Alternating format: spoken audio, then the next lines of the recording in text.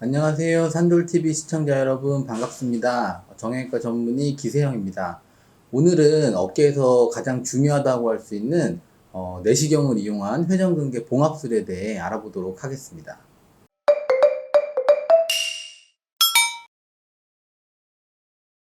올렸다 내렸다 팔을 쭉 뻗는 이런 동작을 하게 되면 이 회전근개를 자주 사용하게 됩니다. 또 위에 있는 견봉이라는 부분과 잘 부딪히게 되죠. 그렇게 되면 시간이 지남에 따라 힘줄에 변성이 오게 되고 밧줄에 올이 풀리듯이 힘줄이 조금씩 끊어지게 됩니다. 이렇게 천천히 끊어지게 되시는 경우도 있고요. 누가 당겼다거나 급작스럽게 넘어지면서 팔을 짚으신 경우에는 한 번에 회전근개가 외상성으로 파열이 되는 경우도 있습니다. 이런 경우에는 안에 피가 차거나 하는 흔적이 보이게 되고요. 오랜 기간에 지속돼서 파열이 된 경우는 관절 안에 피가 고이거나 하는 부분은 보이지 않고 힘줄 파열된 부분이 좀 깨끗하게 보이게 됩니다. 네, 회전근개 파열은 아주 초기의 부분 파열이 아니면 저절로 회복되기가 어렵습니다. 그래서 통증이 지속된다면 상태에 따라서 수술을 고려해 보아야 합니다. 대부분 3개월에서 6개월 정도 약이나 주사치료 등으로 치료를 하셨는데 효과가 없는 경우, 또 부분 파열이 있는 경우에 회전근개가 이렇게 층으로 되어 있는데요. 절반 이상으로 찢어진 경우나 힘줄이 위아래 전체적으로 끊어진 경우에는 좀 더 통증이 있는 경우에 수술적인 치료를 권유드리게 됩니다. 또 관절 내시경이 발전이 되게 되면서 예전처럼 절개를 크게 해서 수술하는 게 아니고 내시경으로 간단하게 수술을 할 수 있기 때문에 효과적으로 회전근개 파열을 눈으로 보면서 봉합할 수 있게 되었습니다. 따라서 회전근개 파열에 대해 좀 더 수술적인 접근이 쉽게 되었습니다.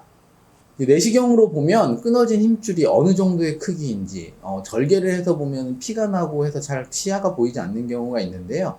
물을 사용해서 내시경으로 보게 되면 좀 더 좌우, 앞뒤로 어느 정도가 끊어졌는지 정확하게 알아볼 수가 있습니다.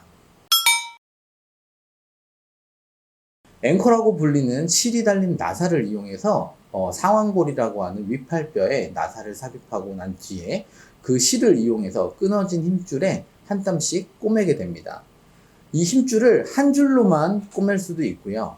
두 줄로도 꼬맬 수 있는데 상황에 따라 다르겠지만 가장 효과적으로 꼬맬 수 있는 건 흔히 이야기하는 이중 교량형 봉합술입니다.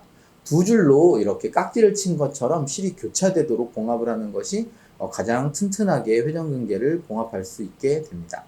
또한 힘줄이 파열이 아주 크신 경우에는 흔히 옷이 찢어졌을 때 조금 찢어진 경우는 실로 이렇게 단순하게 꼬맬 수 있지만 많이 찢어지거나 구멍이 난 경우에는 저희가 위에 옷감을 덧대서 봉합을 하죠. 그 옷감을 사용해서 봉합을 추가적으로 할 수가 있습니다.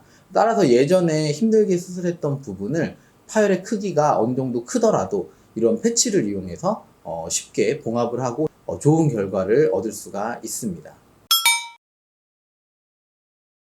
힘줄을 적절한 시기에 봉합하지 않게 되면 근육의 위축이 오고 지방으로 변성이 되게 되면서 파열의 크기가 점점 증가되게 되고 또한 관절염이 올 수 있기 때문에 인공관절 같이 큰 수술을 받을 수가 있습니다. 따라서 그렇게 되기 전에 관절 내시경으로 간단하게 수술을 받는 것이 좋겠습니다.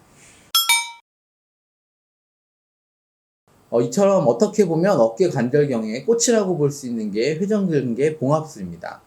겉에서 보았을 때는 절개가 크지 않지만 안에서는 굉장히 많은 작업을 시행하게 되고 큰 효과가 있는 치료라고 볼 수가 있습니다.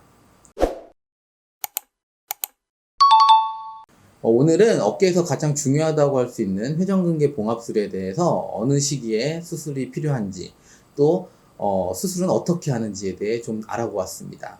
도움이 되셨으면 좋겠고요. 다음에 좀 더 좋은 주제로 찾아뵙도록 하겠습니다. 시청해주셔서 감사합니다.